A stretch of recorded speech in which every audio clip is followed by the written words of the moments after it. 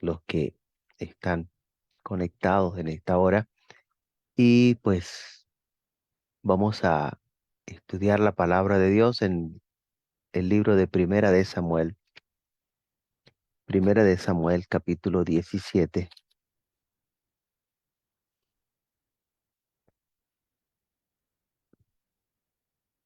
Voy a leer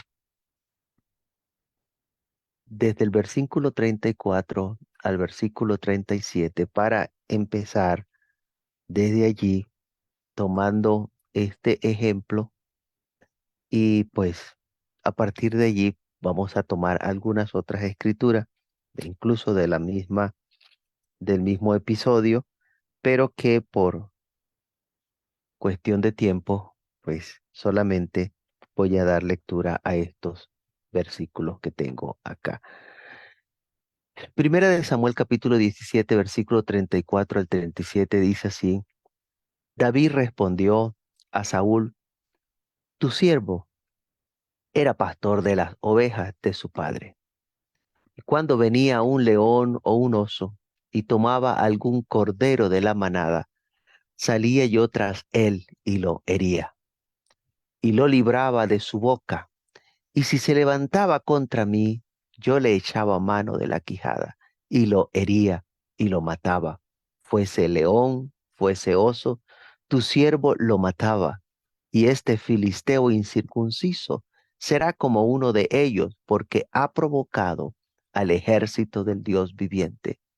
Añadió David: Jehová que me ha librado de las garras del león y de las garras del oso, él también me librará de la mano de este filisteo.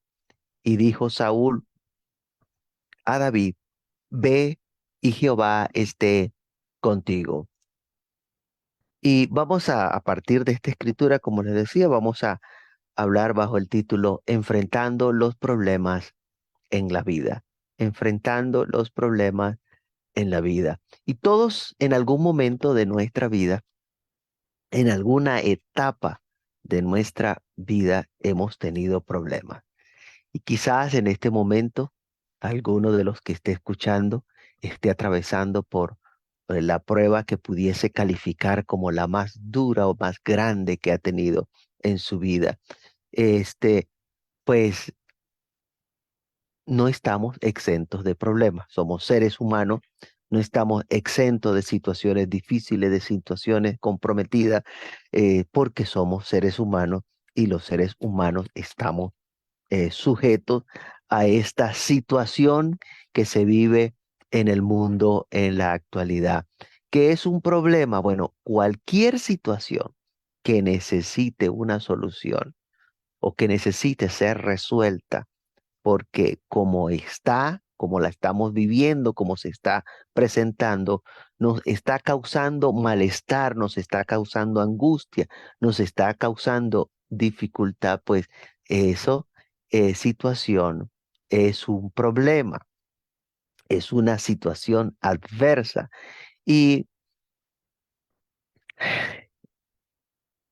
estos problemas o estas situaciones adversas se nos presentan a lo largo del día, a lo largo de la semana, durante todos los días, en especial aquellos días que no estamos reunidos en la iglesia, porque no vivimos 24/7 dentro de las instalaciones de la iglesia o no vivimos 24/7 reunidos con el resto de los hermanos dentro de la iglesia.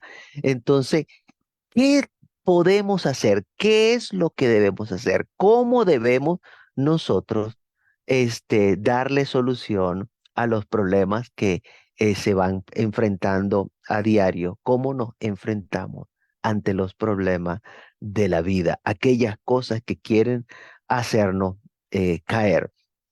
Bueno, hay muchos ejemplos en la palabra de Dios de personas, de siervos del Dios Altísimo, que atravesaron diferentes situaciones difíciles y usted puede leerlos con calma. Hay muchísimos ejemplos y de cada uno de ellos usted va a ir aprendiendo cómo se enfrentaron ellos a estas situaciones, cómo las resolvieron, qué hicieron y usted puede ir aprendiendo de cada uno de ellos. Si necesita algún nombre en particular, pues en el libro de Hebreos capítulo 11, usted consigue allí una lista de personas que pasaron por situaciones bastante complicadas, persecución, hambre, muerte, de diferentes maneras fueron muertos, fueron desterrados, tuvieron pobreza, anduvieron angustiados, fueron maltratados. Bueno, pare usted de contar cualquier cantidad de situación que cuando usted revisa no fue situación de que, ay, sentí hambre y fui y me comí un pedazo de pan y ya se me pasó el hambre. No, situaciones difíciles que vinieron sobre estas personas y que tuvieron que soportar durante mucho tiempo, durante días, semanas, meses, y pues eh, nos sirve ver la vida de cada uno de ellos, porque al menos los que están allí en el libro de Hebreo, dice, y todos estos alcanzaron buen testimonio. Y habla de buen testimonio, por supuesto, delante de Dios, ¿no? Eh, ¿Cómo lograron ellos permanecer firmes? ¿Cómo lograron ellos mantenerse siendo que eran situaciones bastante complicadas, bastante difíciles, pero ellos alcanzaron delante de Dios un buen testimonio? Bueno, yo voy a tomar el episodio de David. eh, Dentro de este episodio está ese enfrentamiento que tuvo con Goliat y a partir de este ejemplo voy a ir tomando algunas cosas que nos van a ayudar a orientarnos cómo nosotros debemos o podemos enfrentar los problemas en la vida. Porque no se trata simplemente de que David fue un muchacho, un adolescente osado, irreverente, alguien de pequeña estatura que se atrevió a enfrentarse a un hombre gigante en estatura, bien entrenado en la guerra. No se trata simplemente de eso, hay algo más allá. Hay algo más allá. Incluso desde ver el testimonio que tenían los familiares acerca de David, cómo los familiares quisieron maltratar a David, en especial uno de sus hermanos. Eh, este hermano no se fue por la parte física de, de David, ¿no? Sino por la conducta, por la forma de comportarse. Es que a veces los familiares piensan que nos conocen más que todos los demás, porque como han convivido con nosotros, entonces ellos saben más allá de la figura, de la forma física, si que ellos quieren opinar de la forma de comportarse. Y este hermano calificó a David como un soberbio, como un malicioso, como un morboso, de que había ido allí a ese lugar para ver cómo moría la gente en la guerra. Primera de Samuel, capítulo 17, versículo 28. Dice, y oyéndole hablar Eliab, su hermano mayor, con aquellos hombres, se encendió en ira contra David y dijo, ¿para qué has descendido acá? ¿Y a quién has dejado aquellas pocas ovejas en el desierto? Yo conozco tu soberbia y la malicia de tu corazón, que para ver la batalla has venido. Esa es la expresiones del hermano de David, cómo le tildó de soberbio. eh, pues así sucede muchas veces. eh, eh, no lo catalogó de raquítico, enclenque, bajito. No, ningún defecto físico, sino que señaló aquellas cosas en David que pensó podían desanimar a David, que podían hacerle afectar a David cuando le dijo soberbio, malicioso, y morboso, porque había ido a ver la batalla, ido a ver la batalla. Bueno, en este episodio también vamos a encontrar el testimonio o la descripción que hace el rey El rey, cuando David es presentado delante de ese rey de Saúl, y Saúl, por supuesto, un hombre experimentado en la guerra, va a describir a David como un muchacho sin experiencia. Saúl se dejó llevar por lo externo, porque no conocía a David. El hermano pensaba que conocía a David y el rey no conocía a David, por lo tanto podía hablar de lo que él estaba viendo, de lo externo. Y le dijo que era un muchacho sin experiencia, falta de entrenamiento militar. Y bueno, ciertamente era un muchacho, ciertamente no tenía entrenamiento militar, pero tenía la experiencia necesaria para el momento que se estaba viviendo en ese lugar. Primera de Samuel 17:33, dijo Saúl a David: no podrás tú ir contra aquel filisteo para pelear con él, porque tú eres muchacho y él un hombre de guerra desde su juventud. Imagínese este joven, este muchacho que se consigue con estos dos bomberos, ¿no? Con su hermano mayor, desmoralizándolo, diciéndole palabras que buscaban era desanimarlo, y el rey, pues que no quedó muy atrás, también le dijo, eh, tú no puedes hacer lo que se necesita hacer. Bueno, en la historia podemos ver que David no calificaba para estar en el ejército. Eh, Cuando llamaron a las personas a enrolarse, a alistarse en el ejército, la Biblia dice que fue David con sus 7 hermanos a presentarse para ingresar en el ejército. Y de esos hermanos de David, solamente escogieron a 3, y David con sus otros 5 hermanos tuvo que regresarse a la casa. Por lo tanto, no calificaba para estar en el ejército.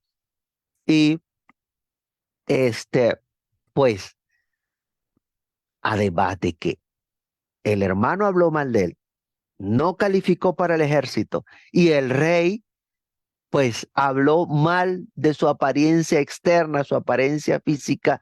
eh, eh, yo no sé cómo usted hubiese sentido si usted hubiese estado en el lugar de David. Y todavía había alguien más que iba a hablar aún peor de él más adelante en la historia. Pero aunque todos lo juzgaron, no conocían la relación que David tenía con Dios.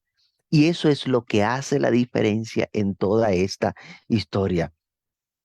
Para su familia, David era el que se tenía que encargar de cuidar esas ovejas allá en el desierto. Era el que debía estar allá apartado, cuidando unos animales, porque no llenaba las características para nada más que ser un pastor de oveja, para ser un pastor de oveja. Pero en medio de ese trabajo de como pastor de oveja, la Biblia dice que David desarrolló una relación con Dios que ninguno de sus hermanos llegó a tener. Ninguno de sus hermanos llegó a tener la relación con Dios que David desarrolló, porque aprendió a poner su confianza en Dios. Él era conocido de Dios al punto de que Dios envió al profeta Samuel a que le buscara y que no se sirviese o no se iniciase el banquete donde estaba invitado hasta que no llegara David y no fuese ungido como el rey de Israel. Ya David conocía a Dios y Dios le conocía a él. Por eso Dios le ordenó a Samuel que le ungiera como rey y puso sobre David el Espíritu Santo. Pocas veces nos damos cuenta que cuando ya David se va a enfrentar al gigante Goliat, ya él está ungido como rey y está sobre él el Espíritu de Dios. En Primera de Samuel capítulo 16, versículo 12 al 13, dice, envió pues por él y le hizo entrar.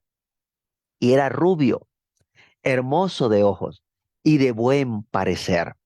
Entonces Jehová dijo, levántate y úngelo, porque este es. Y Samuel tomó el cuerno del aceite y lo ungió en medio de sus hermanos. Y desde aquel día en adelante, mire cómo hace el énfasis la palabra de Dios. Desde aquel día en adelante, el Espíritu de Jehová vino sobre David.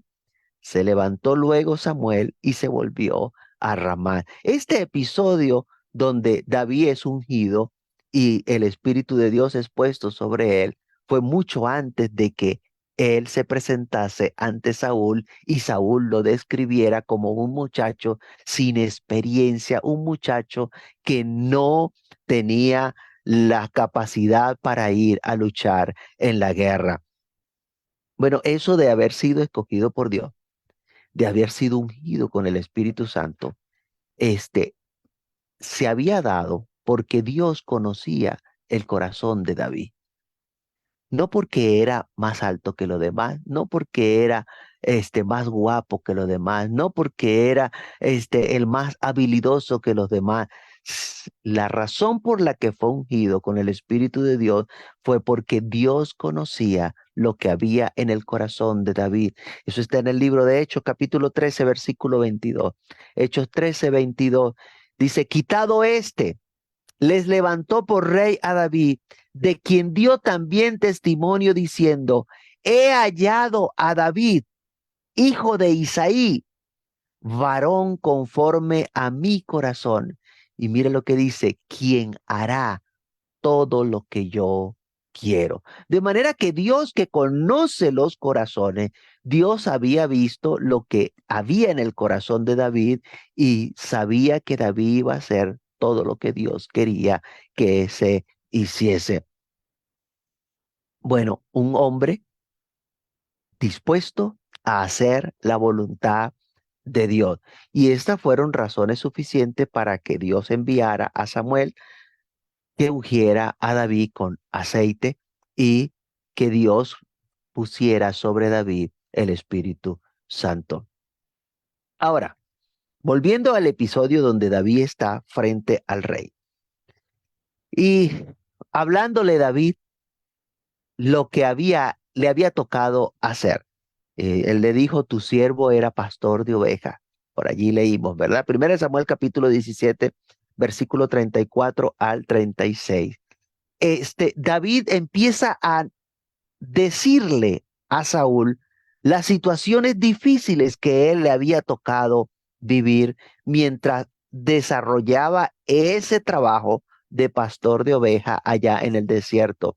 David respondió a Saúl, tu siervo era pastor de oveja, de las ovejas de su padre. Cuando venía un león o un oso y tomaba a algún cordero de la manada, salía yo tras él y lo hería y lo libraba de su boca. Y si se levantaba contra mí, yo le echaba mano de la quijada y lo hería y lo mataba.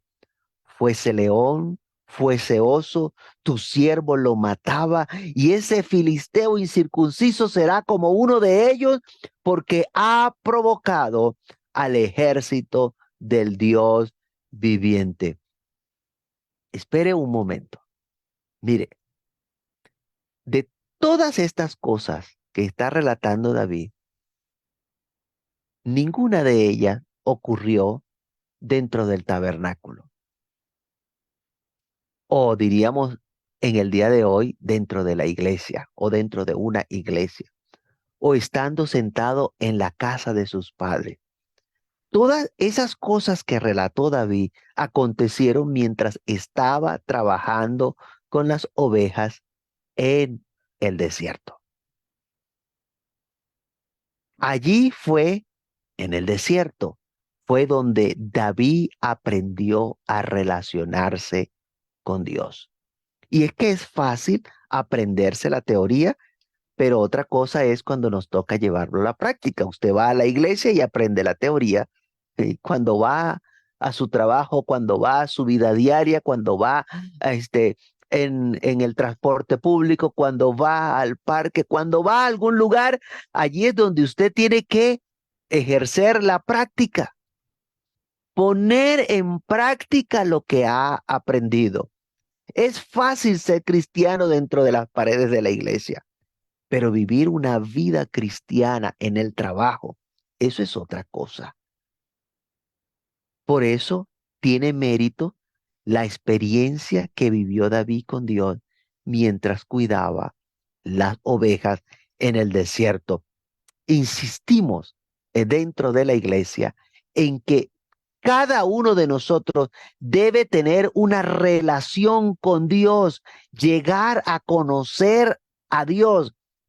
Dios estará contigo a cada instante, en cada momento. Por eso debes aprender a conocer a Dios, porque Él es el que va a estar allí, en todo momento. Qué bueno que tú tengas amistades dentro de la iglesia. Eso es muy bueno.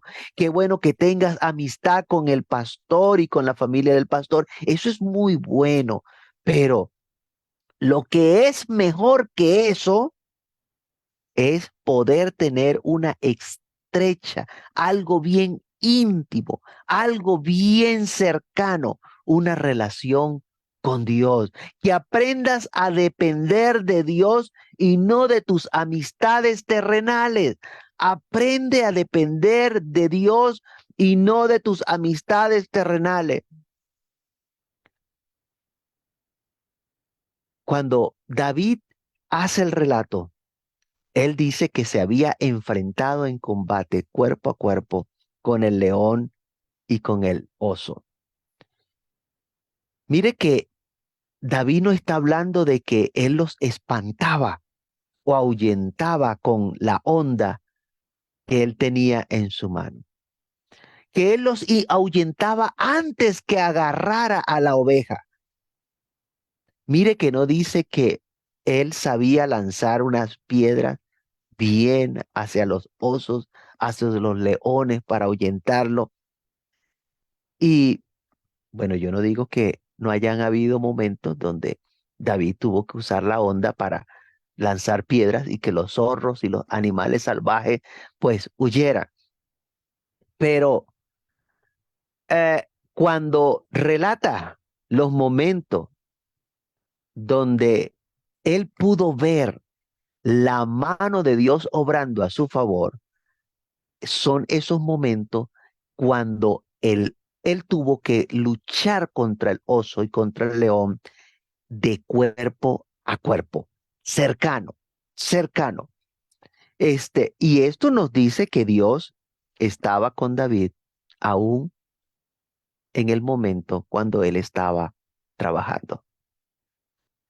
Cuando David estaba trabajando, cuidando las ovejas, allí estaba Dios con él. Hago el énfasis porque hay mucha gente que piensa que Dios nada más está con él en el momento que está en la iglesia, pero a lo que salió de la iglesia ya Dios no está más con él. Y eso es un error. Dios irá con nosotros a todo lugar donde nosotros vayamos. Haga consciente eso para que usted sepa dónde está entrando, dónde se está metiendo, qué está haciendo, porque Dios va con usted a donde usted vaya. Hágalo consciente. Dios va con usted a donde quiera que usted vaya.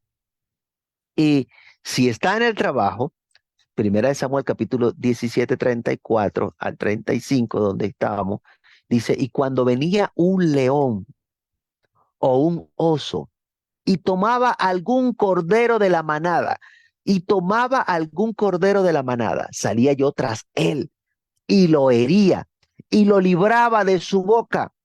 Y si se levantaba contra mí, yo le echaba mano de la quijada y lo hería y lo mataba. Tremendo tener que luchar contra un oso, contra un león, de esa manera, poner las manos en la quijada de ese animal y herirle hasta que muriese el animal. Se jugaba la vida al salir a perseguir estos animales.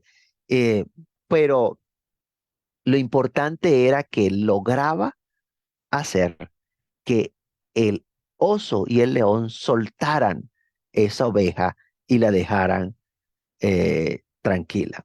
Ahora, cuando el león soltaba a la oveja, por instinto de conservación, el león va a luchar contra aquello que le está atacando, por instinto de conservación. Por lo tanto, estos animales arremetían contra David. Ahora imagínese luchar contra un león, luchar contra un oso, porque en la Biblia aparece el episodio donde Sansón luchó contra un león y agarró y le quitó la vida al león y dentro del león creció un pañal de abejas y hubo miel. Y, claro, pero es que era Sansón, era. No, es que a veces nos dejamos deslumbrar por el hecho de que era una persona que la Biblia dice que tenía una fuerza extraordinaria, pero no vemos de dónde venía la fuerza. Dice que el Espíritu de Dios venía sobre Sansón y entonces este hombre tenía una fuerza que nadie podía hacerle frente. Bueno, lo mismo pasó acá con David, de que venía el Espíritu de Dios sobre él y David lograba luchar contra estos animales. Las herramientas propias de un pastor de ovejas, el cayado, la honda, o sea, una vara y una honda. Y cuando Saúl describe a David, perdón, cuando David habla con Saúl, David no habla de sus herramientas, ni él dice, yo voy a vencer porque esta onda es de buena marca. Con ella pude tirar piedras a altas velocidades. Yo tengo buena puntería. Eso no lo hizo David. Yo tengo varios años de experiencia. Como a veces nos encontramos personas, hermano, es que ya yo tengo 4 años en el Evangelio y ya yo sé cómo, eso no importa, puedes tener 50, eso no es lo que importa. Lo que importa es la relación que tú tengas con Dios, la relación que tú tengas con Dios, eso es lo que va a hacer la diferencia. Y vemos que David estaba consciente de dónde había venido el éxito que él había tenido cuando enfrentó las situaciones difíciles que le tocó vivir.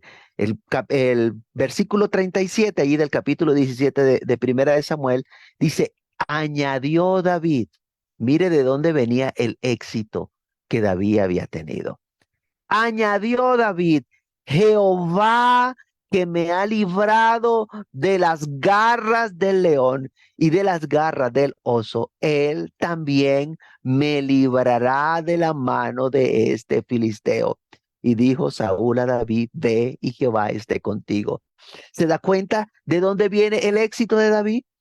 Se da cuenta que no era de su fuerza humana, se da cuenta de que no era de su experiencia, se da cuenta de que no era de sus estudios, se da cuenta de que no era de su amistades cercanas. Jehová que me ha librado de las garras del león y de las garras del oso. Bueno, estos dos elementos que aparecen acá, estos dos elementos, las garras, imagínense, esas son las armas de ataque que tiene el león y que tiene el oso. Las garras, ambos animales tienen filosas garras y la Biblia dice que David estuvo atrapado por las garras del león y del oso. Y David reconoció que pudo salir de esa situación porque había alguien que había metido su mano para librarle de las garras del león y del oso. Jehová de los ejércitos, que me ha librado de las garras del león y del oso, él también me librará de las manos de este filisteo. Jehová de los ejércitos, el Dios grande, el Dios poderoso, el único Dios verdadero, el Dios y Padre de nuestro Señor Jesucristo. Ese es nuestro Dios. Ese es nuestro Dios. Bueno, eso espero. Ese es nuestro Dios. Que usted también pueda decirlo con toda confianza y certeza que el Dios y Padre de nuestro Señor Jesucristo, ese es nuestro Dios. Y versículo 37, eh, donde estamos, al final del versículo dice, y dijo Saúl a David, ve y Jehová esté contigo. Ve y Jehová esté contigo. Cuando vemos esta expresión, pudiésemos decir, wow, tremendo. Saúl, un hombre de fe, un hombre que confiaba en Dios. Pero permítame decirle, el natural no entiende las cosas espirituales. Cuando usted va a Primera de Corintios capítulo 2 versículo 14, allí es donde está esa cita que dice, pero el hombre natural no percibe las cosas que son del Espíritu de Dios. El hombre natural no percibe las cosas que son del Espíritu de Dios, porque para él son locuras y no las puede entender, porque se han de discernir espiritualmente. Entonces, usted y yo tenemos la necesidad de convertirnos en personas espirituales, personas que seamos capaces de discernir entre lo natural y entre lo espiritual, que hay dos cosas totalmente diferentes, lo natural y lo espiritual. Lo natural ve lo que está por encima, lo que está visible, lo que está a la vista. Y dice el dicho, lo que está a la vista no necesita anteojo. Ese es el natural, que solamente ve lo que logran ver sus ojos materiales. Solo ven sus ojos materiales, pero no logran ver lo que hay detrás. Y aunque Saúl le dijo a David, ve y Jehová esté contigo, esta expresión ya para Saúl era un simple decir, era un simple dicho, como lo que sucede en la vida de mucha gente que llega a la iglesia. Empezamos a repetir palabras que se constituyen en un simple dicho, en un simple hablar, en un simple decir, pero no hay un conocimiento, no hay una vivencia, no hay una experiencia de lo que significa lo que la persona está pronunciando. Y el espiritual sabe que si Jehová está conmigo, si Jehová está contigo, entonces usted debe estar a la expectativa porque Dios va a meter su mano en cualquier momento. Usted está a la expectativa porque Dios está conmigo. Es que usted no está solo. Si usted va solo al restaurante a comer, usted sabe que va a pagar por su plato de comida. Pero hasta quizás pida el más costoso para darse un buen gusto, ¿no? O pida el más económico porque nadie está pendiente y usted necesita comer. Pero si va acompañado, usted empieza a tocarse los bolsillos y a ver, me alcanza y a sacar cuentas, me alcanza para los tres que andamos aquí juntos porque usted anda con alguien más. Está pendiente de quién le está acompañando. Ahora, si usted hace consciente que Dios está con usted, usted debe estar pendiente a la expectativa de que Dios en cualquier momento puede meter su mano. Pero no solamente entiende eso, sino que entiende que si Dios no mete su mano, bueno, igualmente nosotros seguimos confiando que de Dios es el poder, que Él hace conforme a su voluntad y que hace lo mejor para nuestra vida. ¿Ok? Porque a veces nosotros estamos rodeados de personas que estamos, nos damos cuenta que están allí porque las vemos, pero no habla, no hace ruido, no dice nada, está ahí como alguien puede estar allí, pero esa persona que está allí a lo mejor pueda también abrir su boca, pueda conversar, bueno, nosotros tenemos que estar a la expectativa que si Dios está con nosotros, Dios puede en cualquier momento meter su mano. David tenía la certeza, la confianza de que era Dios quien le iba a librar de las manos del filisteo. Y no era nadie más, no eran sus habilidades, sino las de Dios. Que no eran sus conocimientos o herramientas, sino que era el poder de Dios. Dios mostrando su gloria iba a hacer la diferencia en ese lugar. Primera de Samuel capítulo 7, 17, perdón, ¿dónde estamos? Versículo 40 al 42. Samuel 17, 40 al 42. Y tomó su callado en su mano y escogió 5 piedras lisas del arroyo y las puso en el saco pastoril, en el zurrón que traía, y tomó su honda en su mano y se fue hacia el filisteo. Y el filisteo venía andando y acercándose a David y a su escudero delante de él. Y cuando el filisteo miró y vio a David, le tuvo en poco, porque era muchacho. Otra vez, era un muchacho y rubio y de hermoso parecer. Este hombre, Goliat, preparado en la guerra, preparado para la guerra, al ver la constitución física de David, lo menospreció.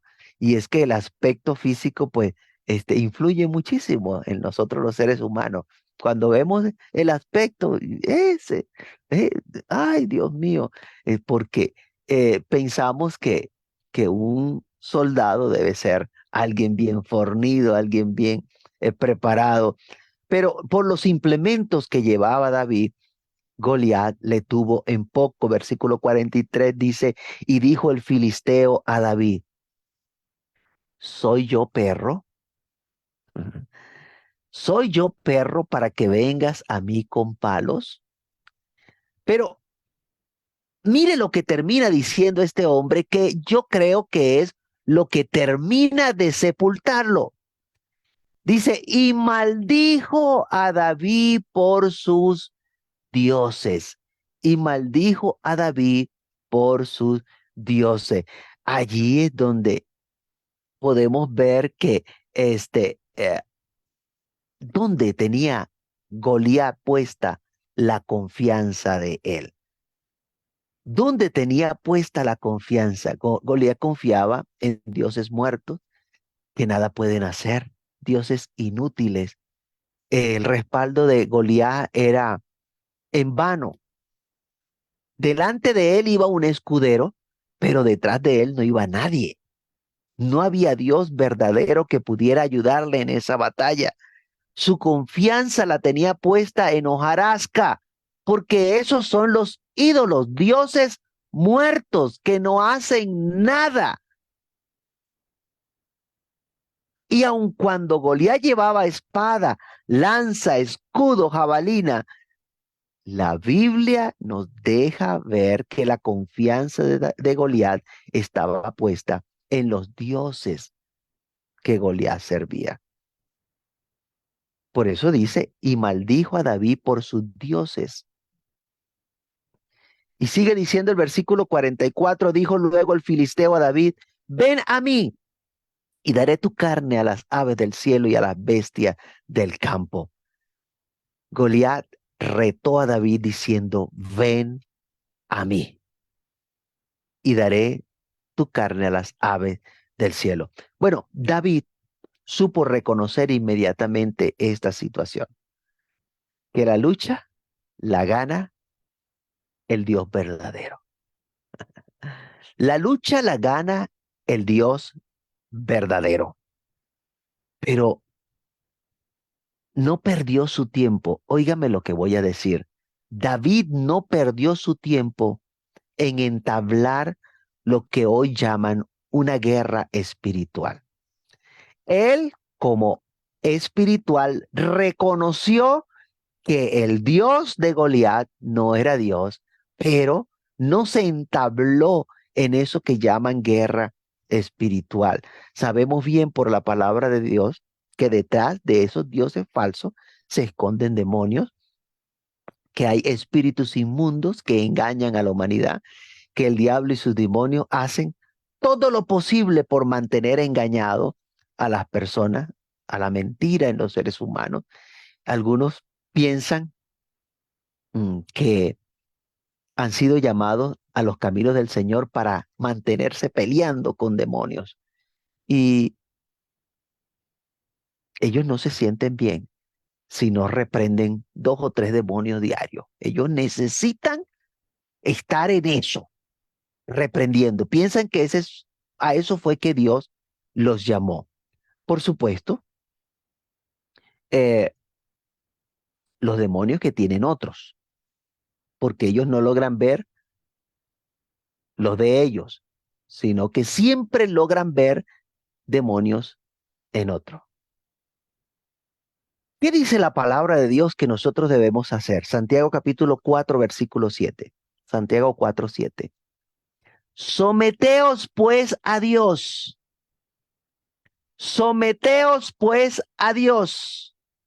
Resistid al diablo y huirá de vosotros. Someteos pues a Dios. Entienda que si usted se somete a Dios y resiste al diablo, el diablo no tiene otra opción.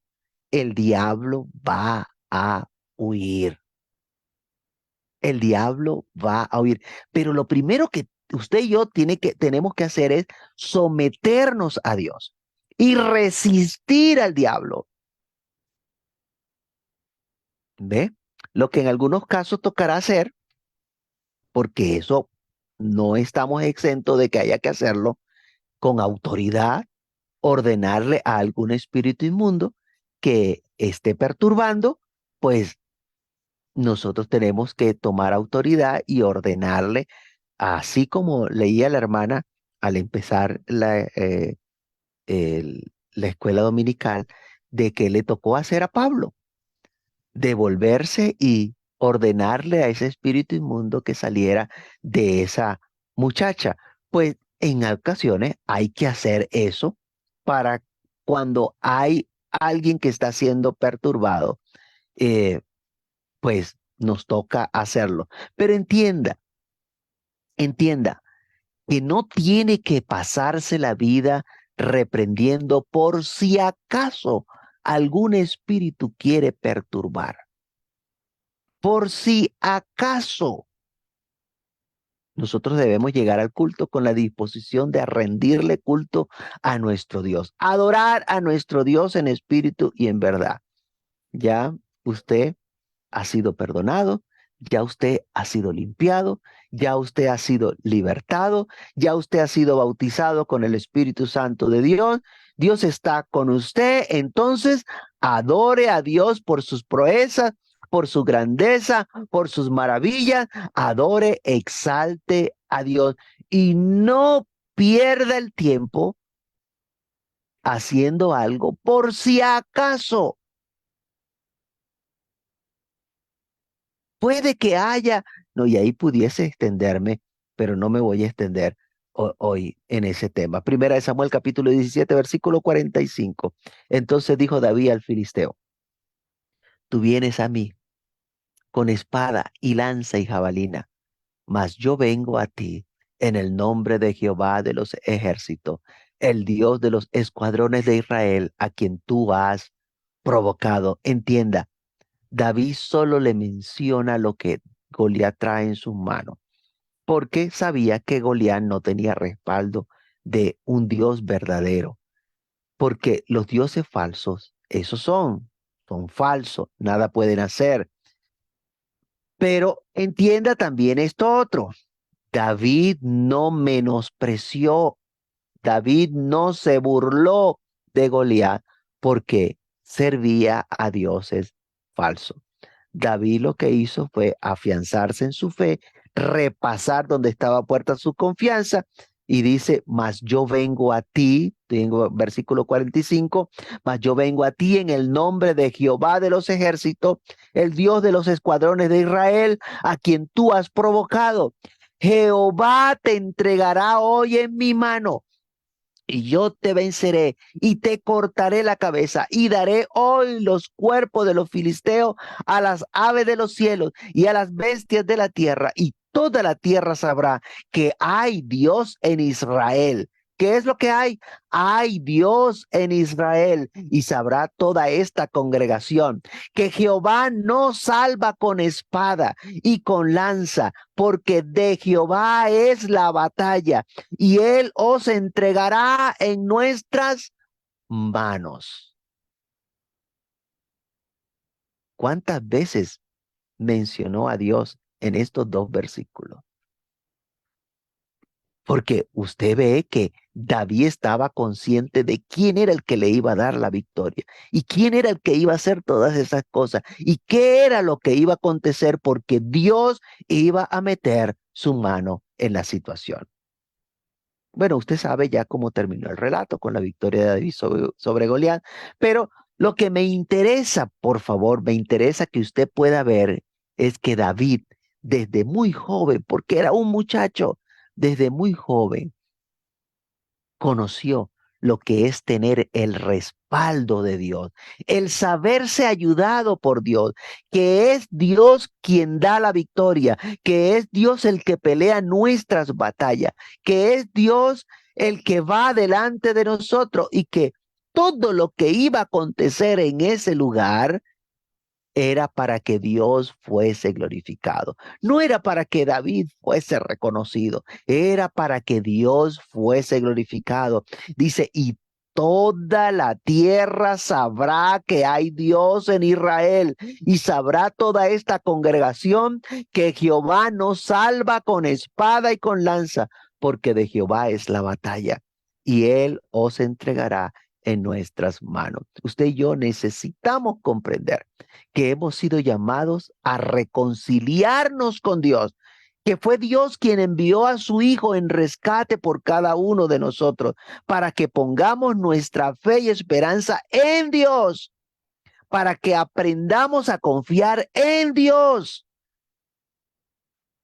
Cuando vamos a la primera epístola del apóstol Pedro, allí el apóstol Pedro nos aclara cómo fue el proceso que Dios hizo para que nosotros hoy pudiésemos confiar en Dios. Primera de Pedro capítulo 1, versículo 17 al 21. Primera de Pedro capítulo 1, versículo 17 al 21. Y si invocáis por Padre, y si invocáis por Padre, y si invocáis por Padre a aquel que sin acepción de persona juzga según la obra de cada uno, conducíos, oiga bien, conducíos en temor todo el tiempo de vuestra peregrinación.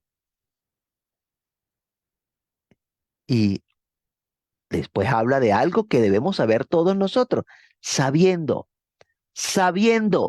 que fuiste rescatado de vuestra vana manera de vivir. Fuiste rescatado de vuestra vana manera de vivir, de manera que no podemos seguir viviendo de la misma manera como vivíamos antes. Fuiste rescatado de vuestra vana manera de vivir, la cual recibiste de vuestros padres, no con cosa corruptible como oro o plata, sino con la sangre preciosa de Cristo, como de un cordero sin mancha y sin contaminación, ya destinado desde antes de la fundación del mundo, pero manifestado en los posteriores tiempos por amor de vosotros. Para que nosotros, usted y yo, pudiésemos ser rescatados de esa forma de vivir que llevábamos, de esas tradiciones que nos enseñaron nuestros padres, bueno, Dios proveyó un cordero para que derramase su sangre para el perdón de nuestros pecados, para que fuésemos rescatados de la perdición y obtuviésemos reconciliación con Dios. Fuimos reconciliados con Dios. Ahora, mediante este cordero, mediante el Cristo de Dios, mientras el Hijo del Dios viviente, por medio del Hijo del Dios viviente, dice, y mediante el cual creéis en Dios. Sigo leyendo, y mediante el cual creéis en Dios, quien le resucitó de los muertos y le ha dado gloria. Dios lo resucitó de los muertos, Dios le ha dado gloria, para que vuestra fe y esperanza sean ¿en quién? En Dios. ¿Dónde tiene que estar nuestra fe y nuestra esperanza? En Dios. De manera que todo esto fue hecho para que nosotros creyéramos en Dios y pusiésemos nuestra fe y esperanza en Dios. Permítame explicarle. Dios prometió levantar un profeta como Moisés. Ese profeta es el Señor Jesucristo. De la misma forma que cuando Dios levantó a Moisés, lo hizo para que el pueblo buscara a Dios, así Dios levantó al Señor Jesucristo para que nosotros busquemos a Dios. Así como Dios levantó a Moisés, no para que el pueblo sirviera a Moisés como Dios, sino para que obedecieran los mandamientos que Dios dio por medio de Moisés. Así Dios levantó al Señor Jesucristo para que obedezcamos los mandamientos que Dios nos envió por boca del Señor Jesucristo. Así como Dios levantó a Moisés, no como sustituto de Dios. Moisés no fue un sustituto de Dios, no sustituyó a Dios, porque Moisés no es Dios. Tampoco debemos honrar a Jesucristo como Dios, porque Jesucristo no es Dios. Entonces, no podemos centrarnos solamente en Cristo, Cristo, Cristo, Cristo y olvidarnos de Dios, porque Dios fue el que proveyó a Jesucristo. Y el error más común dentro de los llamados cristianos es que se acuerdan de Cristo, pero se olvidan de Dios, quien fue que nos salvó. Y esto es porque no han creído en Dios, no han conocido a Dios. Y Jesucristo vino para que creamos en Dios, no para que tengamos a Jesucristo por Dios o en lugar de Dios. Jesucristo no vino a tomar el lugar de Dios, vino para que pudiésemos conocer a Dios. Y es necesario que entendamos que es Dios el que nos va a socorrer, que es Dios quien nos va a ayudar, que es Dios quien nos va a dar la victoria. Estando nosotros en Cristo Jesús, entonces Dios nos va a dar la victoria. No es estando Dios dentro de Cristo, sino nosotros en Cristo. Eso es una diferencia grande. Estando nosotros en Cristo, pues Dios nos va a dar la victoria. La Biblia dice que nosotros debemos estar en Cristo Jesús para que no seamos condenados. Romanos capítulo 8, versículo 1. Ahora pues, Romanos 8:1, ahora pues, ninguna condenación hay para los que están en Cristo Jesús. Ninguna condenación hay para los que están en Cristo Jesús, los que no andan conforme a la carne, sino conforme al Espíritu. Y la Biblia también dice que Dios nos va a llevar de triunfo en Cristo Jesús. Eso está en Segunda de Corintios, capítulo 2, versículo 14. Segunda de Corintios, capítulo 2, versículo 14. Mas a Dios gracia, el cual nos lleva siempre en triunfo en Cristo Jesús, por medio de nosotros, manifiesta en todo lugar el olor de su conocimiento. Bueno, en la experiencia de David o en la experiencia del salmista, él pudo exclamar en el libro de los Salmos, capítulo 18, versículos 6 al 14. Voy a dar lectura. Salmo 118, versículos 6 al 14. Mire la experiencia de David, que estamos diciendo que empezó esa relación con Dios desde su juventud. Dijo, Jehová está conmigo, no temeré. Jehová está conmigo, no temeré. No temeré lo que me pueda hacer el hombre. Jehová está conmigo entre los que me ayudan. Por lo tanto, yo veré mi deseo en los que me aborrecen. Mejor es confiar en Jehová que confiar en el hombre. Mejor es confiar en Jehová que confiar en príncipes. Todas las naciones me rodearon, mas en el nombre de Jehová yo las destruiré. Me rodearon y me asediaron, mas en el nombre de Jehová yo las destruiré.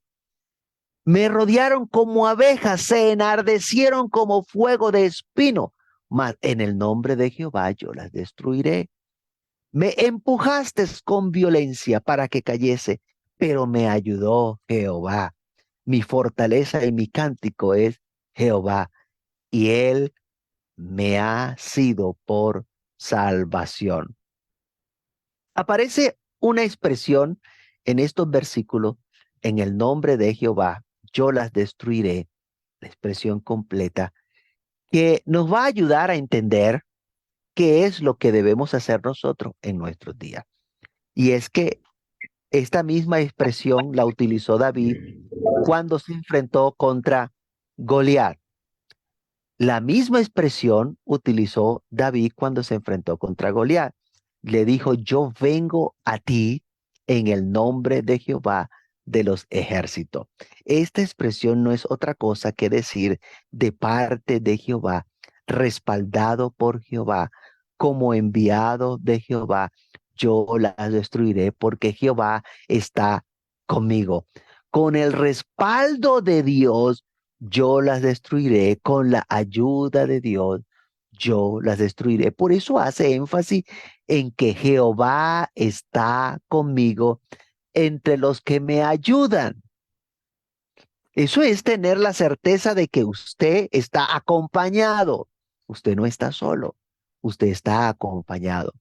Y esta expresión no es un juguete, no es un mantra tampoco. No se debe decir a la ligera, por favor. Dios hace una advertencia, una observación a esas personas que profetizan en su nombre sin haberles Dios enviado.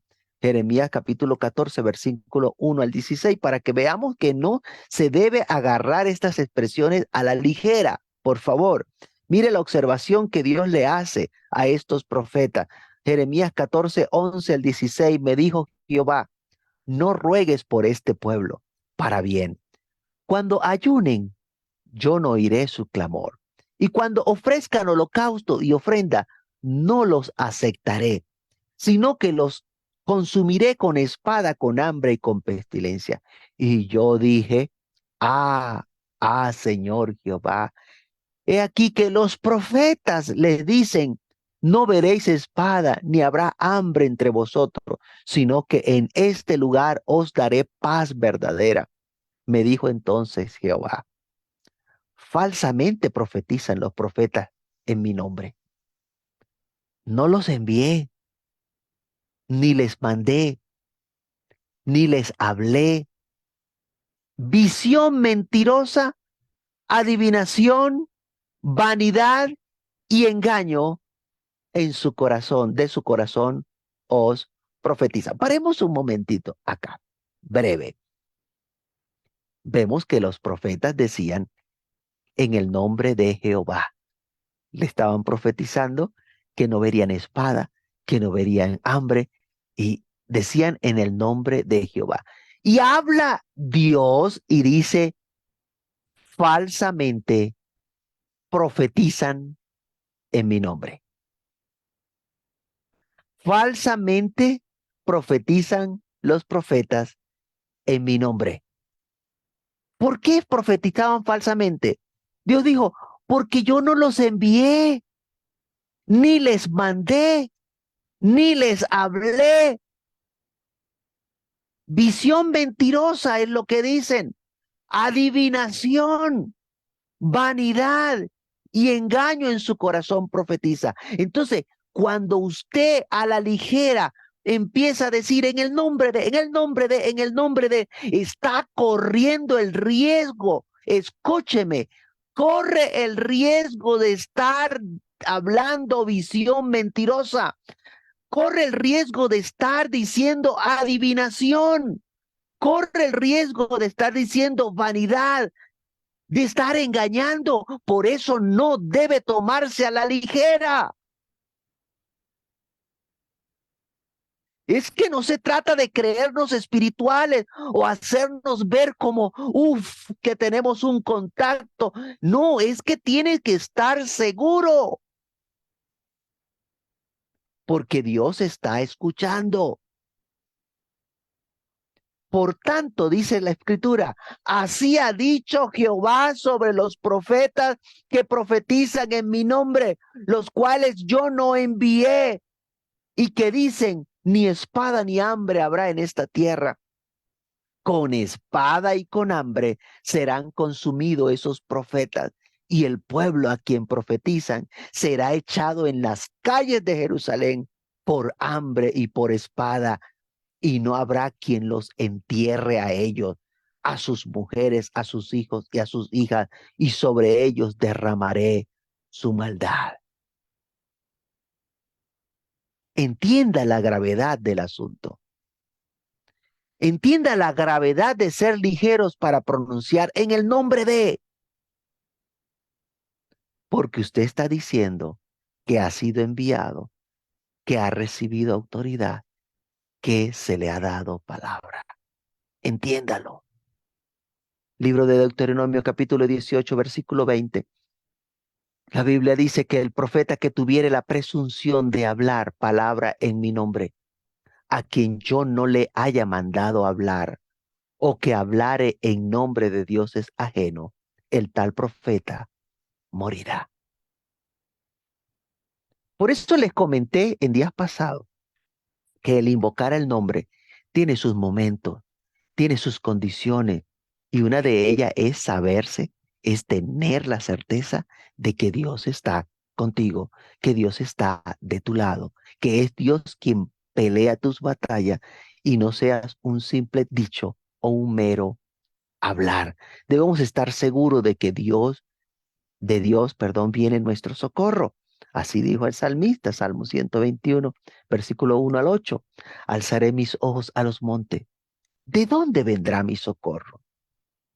Mi socorro viene de Jehová, que hizo los cielos y la tierra.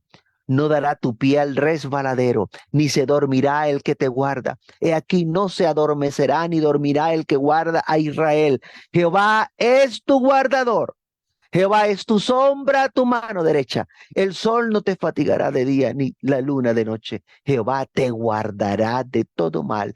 Él guardará tu alma. Jehová guardará tu salida y tu entrada desde ahora y para siempre.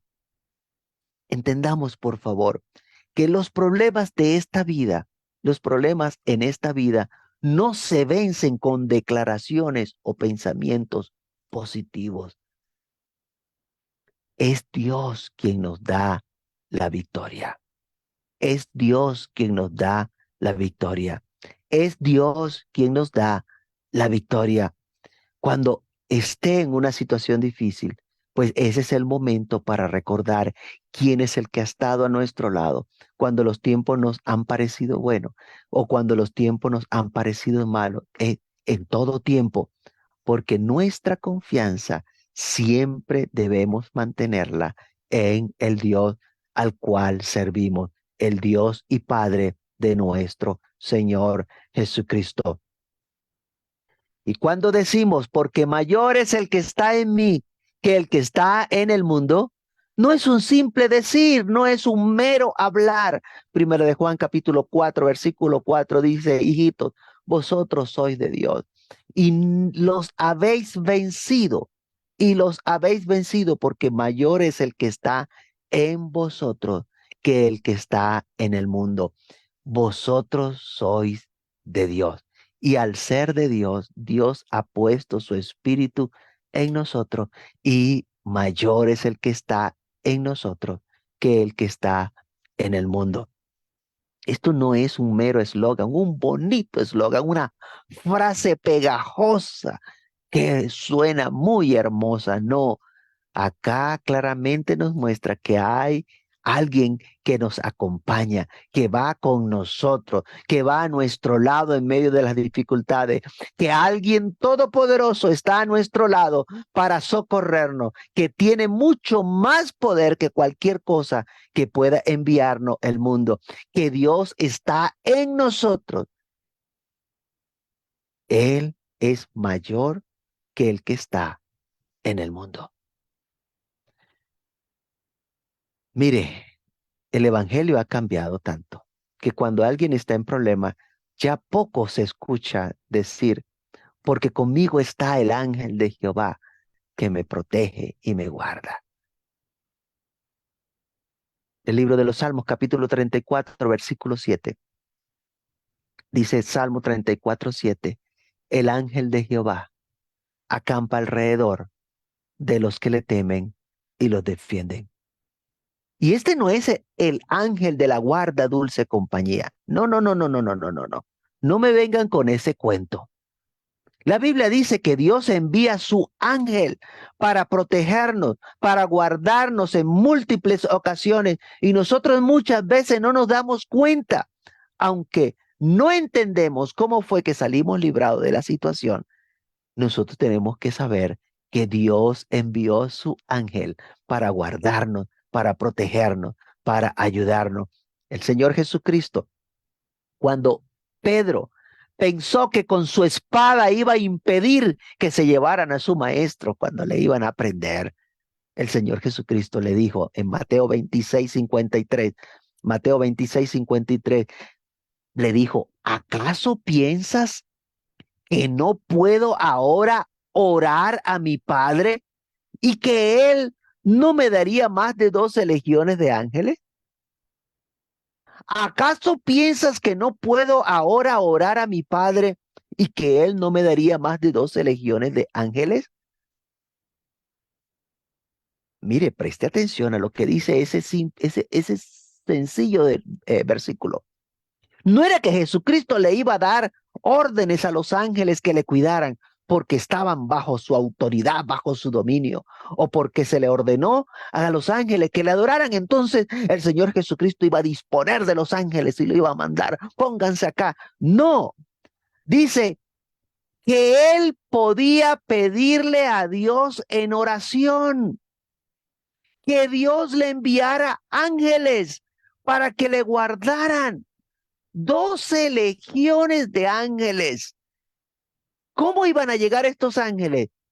Lo iba a pedir a su papá en oración.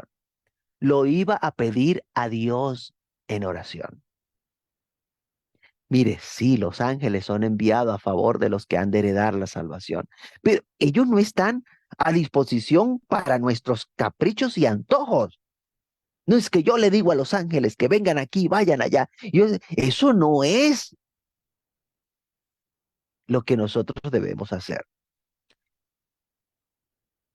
Nosotros no disponemos de ellos para nuestro capricho. Entienda que si el Señor Jesucristo dijo que Él los podía pedir al Padre en oración, entonces no espere usted que le vaya a tocar hacer menos que eso. Usted tiene que orar, tiene que pedírselo a Dios.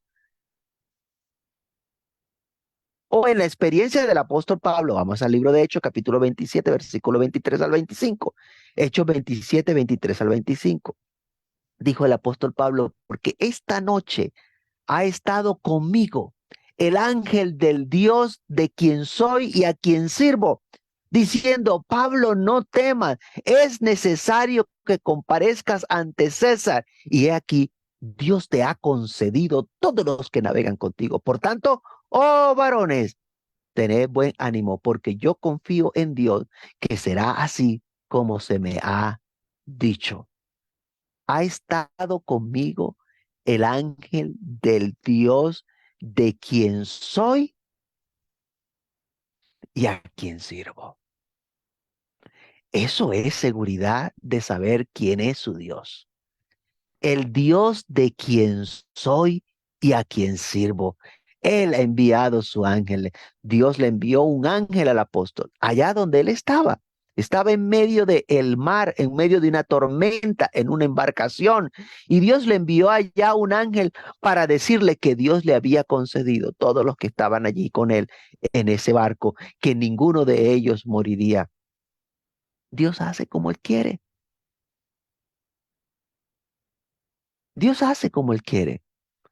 Nosotros sabemos que Dios habla por medio de su Espíritu. Y ciertamente el apóstol Pablo estaba lleno del Espíritu de Dios. Pero Dios decidió no hablarle por medio del Espíritu.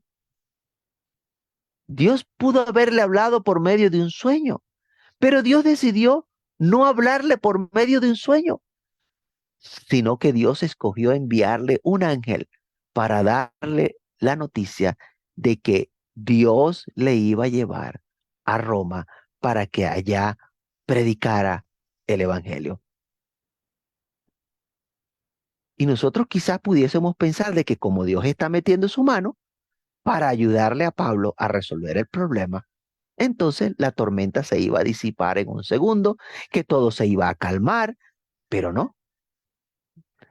Siguieron metidos en la tormenta. Al otro día todavía seguía la tormenta y Dios había metido su mano. Dios había enviado un ángel para darle una noticia a Pablo y allí seguía la tormenta. Entonces, nosotros tenemos que aprender a conocer a Dios y cómo Dios obra, cómo Dios mete su mano. Dios tiene una forma de actuar característica y que nosotros debemos acostumbrarnos a conocer al Dios al cual estamos sirviendo, de quien somos y al cual servimos. No se le olvide, por favor, es Dios quien nos ayuda a vencer las dificultades. Es Dios quien nos ayuda a vencer las dificultades, pero muchas veces no va a evitar que tengamos que tomar el vinagre de la esponja.